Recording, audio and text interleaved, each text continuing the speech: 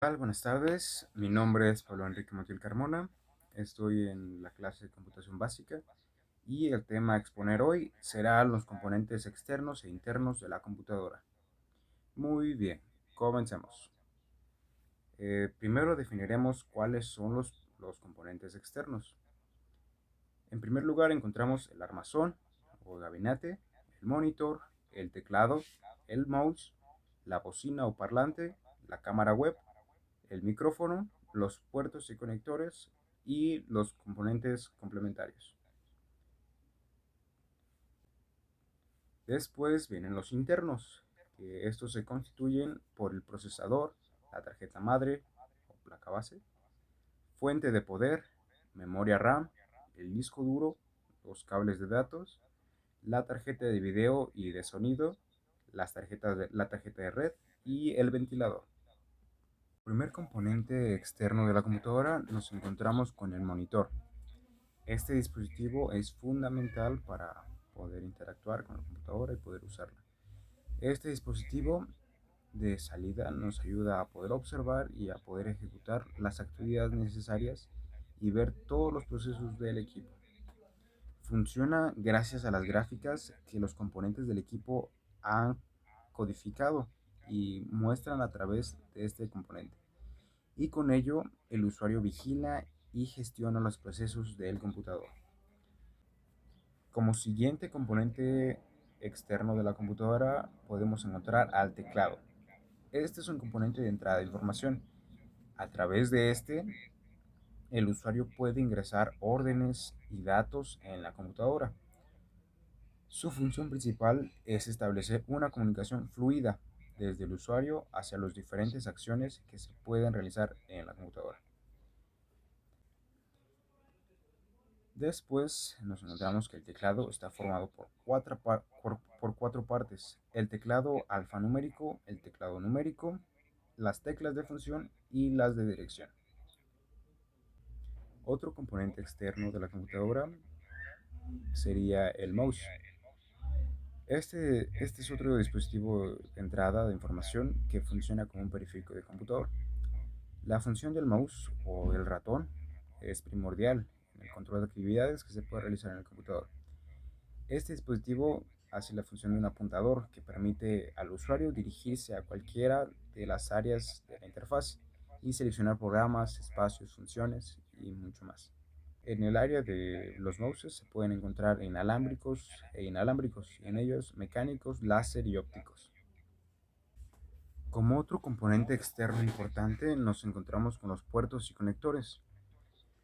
Estos son componentes que están integrados con el armazón o la caja o el gabinete, como lo tengan llamado ustedes, del ordenador, y son el contacto directo con los elementos internos del mismo.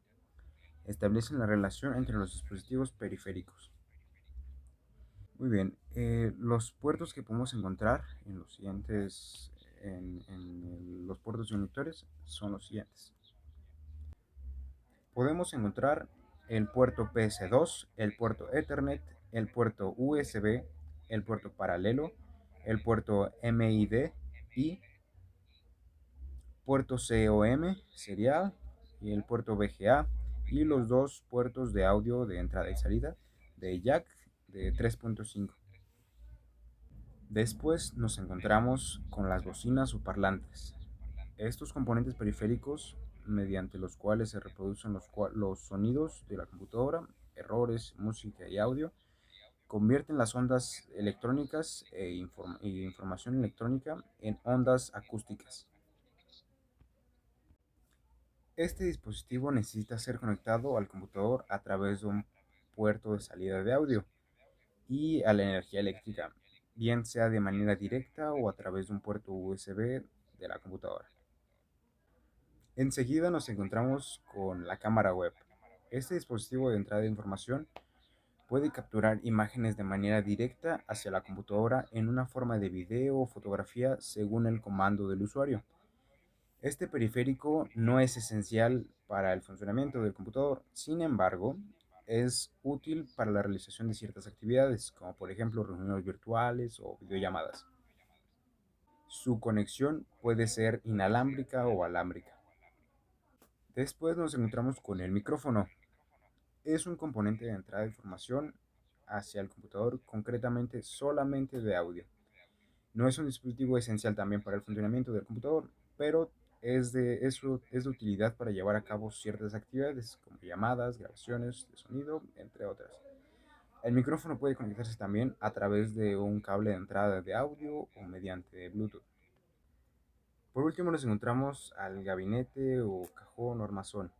En este cajón se integran todos los componentes internos del equipo y a su vez se conectan las partes externas del mismo.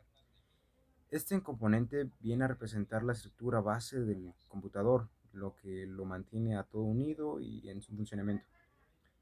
Esta estructura se compone de diversos materiales: plástico, aluminio, acero, entre otros. Los modelos o estilos de armazón son muy variados y responden a la cantidad de componentes internos del equipo. A partir del gabinete damos apertura a las partes internas de la computadora. En primer lugar podemos encontrar al procesador. El procesador es un circuito electrónico que actúa como el cerebro lógico y aritmético de la computadora, ya que es allí donde se llevan a cabo miles de millones de cálculos por segundo que sostiene el software entero. Es fácilmente reconocible en la placa base, pues se trata de un cuadrado negro con un pequeño ventilador encima, ya que suele necesitar una refrigeración constante para evitar una sobrecarga. Enseguida nos encontramos con la tarjeta madre o placa base, que esta es la tarjeta principal del CPU, en donde se encuentra el procesador, las ranuras para la memoria RAM, los módulos de ROM y en donde se insertan directamente las demás tarjetas del sistema. Se trata de una serie de circuitos en una misma plataforma que hacen de núcleo sistema, integrando sus distintos complementos internos.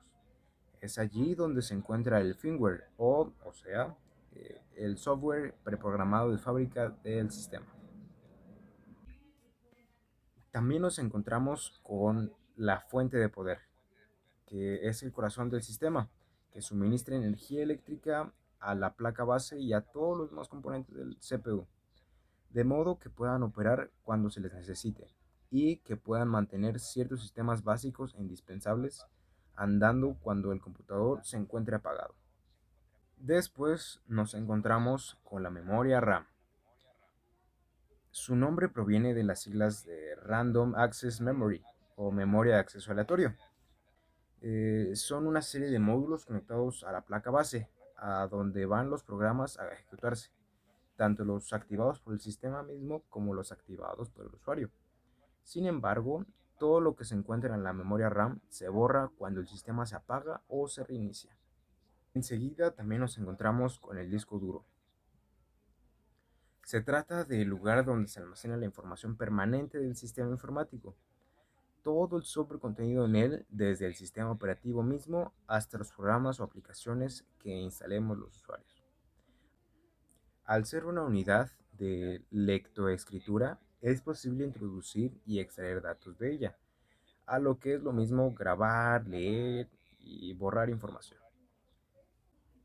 También nos encontramos con los cables de datos. Estos son fundamentales para el funcionamiento de la computadora porque sirven para la transmisión de información entre los componentes del CPU. Existen diferentes tipos de cables, como el bus de datos, el cable IDE que conecta los discos a la placa base o el cable SATA. Estos suelen ser de colores específicos y tienden a tener terminales específicas también. Después nos dirigimos a las tarjetas. La tarjeta de video o placa de video es una tarjeta secundaria conectada a la placa base que se especializa en el procesamiento de la información referente solamente a lo del video, o sea, a la emisión de imágenes, movimiento en monitores y proyectores, etcétera. Dependiendo de sus capacidades, por lo tanto, podremos tener mayor calidad de imagen y más rápidas animaciones o incluso efectos tridimensionales o resoluciones HD. También nos encontramos con la tarjeta de sonido. Esta es muy similar a la tarjeta de video, puesto que también va integrada a la placa base, pero sus labores se especializan en el procesamiento de las señales de audio, o sea, en la calidad, velocidad y nitidez de las emisiones sonoras y musicales que el sistema sea capaz de emitir, lo cual es clave a la hora de ver películas e interactuar con la computadora. El tercer tipo de tarjeta que suele hallarse también en la placa base es la placa de red, que es un administrador de las conexiones informáticas que el sistema puede establecer como red o directamente con otra computadora. Estas tarjetas suelen estar incorporadas. Estas tarjetas suelen incorporar puertos de conexión para cables telefónicos o de fibra óptica y también adaptables de Wi-Fi o redes inalámbricas que pueden ser gestionadas por el usuario empleando el software apropiado. Por último, nos encontramos con el ventilador.